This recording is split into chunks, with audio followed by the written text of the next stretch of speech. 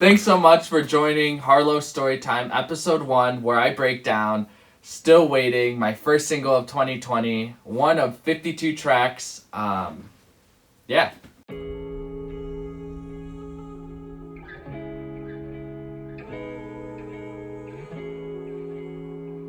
Okay, the story for Still Waiting. I had just recently left the old duo that I was part of called Harlōw just to do my own solo stuff. And at the time, there was just a lot of frustration as to why I kept on doing music. Like, as hard as I was pushing, before. I've been doing, if you guys didn't know, I've been doing this since April 4th of 2016. And we had just started to receive some type of quote-unquote tangible success, but I just found myself not in the happiest place of my life during that time, and I knew that in order to be at the happiest place, I kind of had to do a journey alone. And so the song actually started with me just playing with different vocals, because I've been inspired by Bon Iver, Kanye, Francis and the Lights, the most random bands and stuff. A lot of indie. I'm a big indie person, and I just noticed that a ton of indie artists use vocals in a different type of way. They almost use it as a texture way as opposed to a vocal way.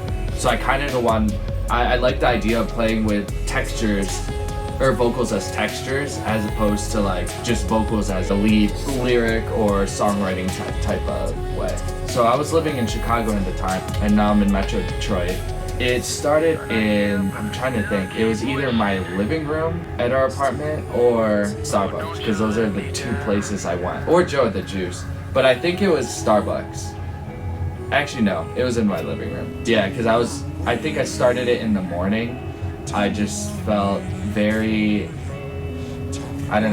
just at this place where I needed some type of therapy or something, and the only way I could have thought of to get out of some type of rut was to make music. So I just went into the living room, just sat on the desk, put on some headphones, and then started playing with the vocal textures, and you could hear that in the back. During the first drop, it's just basically both voices in the back saying "Ooh, ooh." And so I just kind of made that pump. It feels like you could feel these voices kind of pumping in and out, and that almost kind of feels like my heartbeat at the time when I was thinking about it. Yeah, and then after that, just started to lay some drums together, and then made this type of loop that I felt it felt like some type of meditation or very relaxing study music that I've never heard of. And so yeah, that was the first, inception of how it started. I started to transition to the lyrics of the song when I probably took a break, because for me, when I make something that I feel strongly about, majority of the time I kind of just stop. As soon as I'm oh wow, super inspired, I tend to stop to just take a break and to breathe, and maybe I usually do 10 minutes to an hour just to rest my ears and take a break. But typically when I do that, I start hearing different voices in my head. I'm not crazy. I guess I'm just a little crazy, but I start hearing voices in my head, and I start to think about the song even more without hearing it. So typically, since I can't read music, every time I played music, even when I was a kid, I would have to hear it. So after I made that type of loop or whatever song structure I already created, I just kept hearing it in my head, and then I just kept thinking about how I was feeling at the time. And so I just felt like I was still waiting for some type of music success that would make me, optimally happy. But at the end, while I was making this song, this was the first song I made when I left the duo, and at the end, towards the middle of the song, I started to realize that I like that period. I like the idea that I'm I'm not going to ever get to this final product of where my music project can go. It just keeps evolving, and then it kind of clicked to me right then and there that the process and the progress, or the process of how you're doing something, is just as important as the finished product. And I guess in this case, the finished product's a song, but for me, this was a song that meant the most because while I was doing it, I started to realize that I actually love the process of making the song almost more than the song coming out itself. Because I would sit there for hours and just play different melodies on top of that, like take different sounds and just mess around for hours to find something cool. I guess to answer the real question, the lyrics came about after I was taking that break and after I was like still waiting or whatever. I guess at the time I was into house music or deep house or something, and I just noticed that the feeling of deep house or house music is almost like super repetitive, and so I just wanted to have, I guess, my project kick off with something minimal and will be stuck into your head, almost like a house song, but the song moves a lot slower, right? It moves slower to a fact where it's like you're just like relaxed. So like the way I imagine the song is that I'm just driving, like I'm driving, but like I'm not on the road. I'm just driving while flying, and I don't know where I'm going. But the fact that I'm driving around the clouds is just, it feels good. It feels good. The song feels good that way. I guess a lot of things are going through my mind because I haven't had coffee yet, and usually coffee like mellows me out more than like gets me hyper because I'm super hyper during the mornings. Kind of just draws my focus to one thing, but I guess how I'm feeling right now is just super anxious, as you guys could probably see. This is like, I never really get on camera. I'm trying to get out of my comfort zone, and like I'm kind of shaky. I'm starting to sweat a little bit, to be honest. It's kind of gross.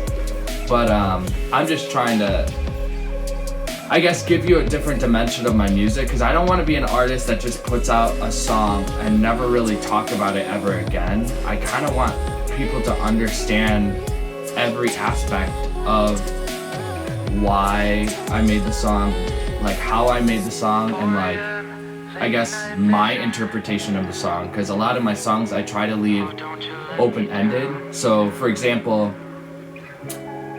the lyrics, I penned it as if I was writing about a person, right? It's like, I forgot the lyrics, but it's like at the end it's like, tell me why I'm waiting for you, and it's like I try to make it seem like it's a person so that it's more relatable to everyone else. But to me personally, I wrote that in terms of like that person to me was some type of music success that I just keep waiting for, and I didn't know why, you know? So if you listen to the lyrics again, if you stream the song again, you'll pay attention to like what I say, because like I remember, like, you know, one of the lyrics is like 4 a.m. late night vision.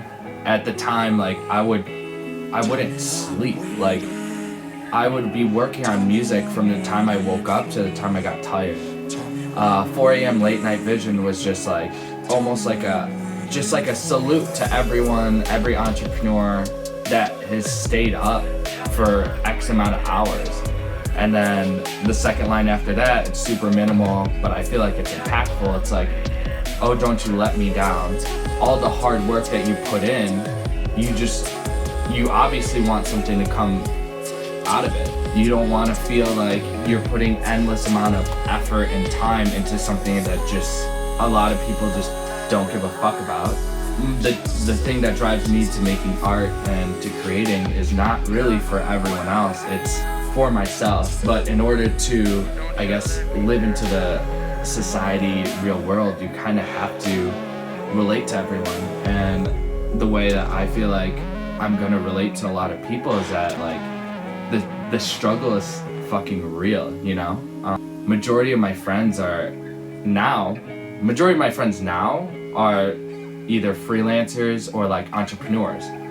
So I've heard everyone's story. Like I've seen all levels of quote unquote success for doing whatever that is that you're passionate about.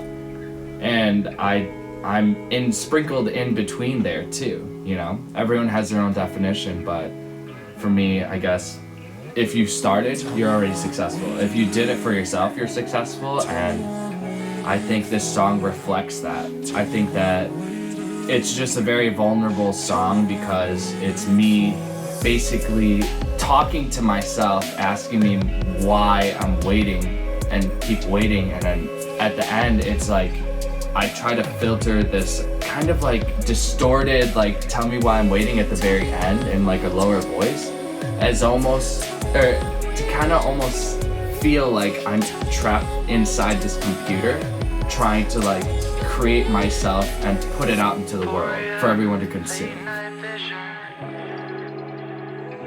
I think I don't even know if like you should expect anything. I think you should just consume what I'm gonna put out, because for me, as a listener and a fan of a lot of genres, whatever art I'm gonna be putting out, I guess my plan is to just put out at that moment what I feel is best to like follow up the next song. I'm trying to create like a story within 52 songs that almost relate to each other. It's like a musical documentary of like start to finish. So Still Waiting is like the first song I made to just start off the journey of every entrepreneur questions why they're doing it. So that first song is this, it sets the tone for the whole project. The next song that's going to be released, the second one is going to be more of like a hype song, because like I almost figured out like why I'm still waiting, because I love it. I love it. It's as simple as that. I get pretty lyrically vulnerable and try to once again pen it for everyone else to put in whatever they want to fill in to those words. I guess the only expectation is that you're going to feel a certain way, whether or not like you're gonna like the song. I think you're gonna feel a certain way in terms of like how you feel about, I guess, me. Like you'll probably learn things that you just would never think, because the majority of the time I'm happy-go-lucky, but I've been through some not happy-go-lucky times. And I guess my therapy has always been music, and I'll probably continue to do that. Like you guys are witnessing what it feels like to release whatever's in your head, and I always try to be unapologetically myself, just to inspire everyone else to be like that. It feels wrong for me to like call myself an artist when I'm not giving all of me in a package. It just feels like I'm doing it for a different reason. This year I feel like I want to just continuously break that shell, so hopefully the last video or the last song you'll see me almost transform where I'm not shaking. Maybe you'll see me like without a beard, maybe I'll shave my head, I don't know. I'm just all about growing, and yeah.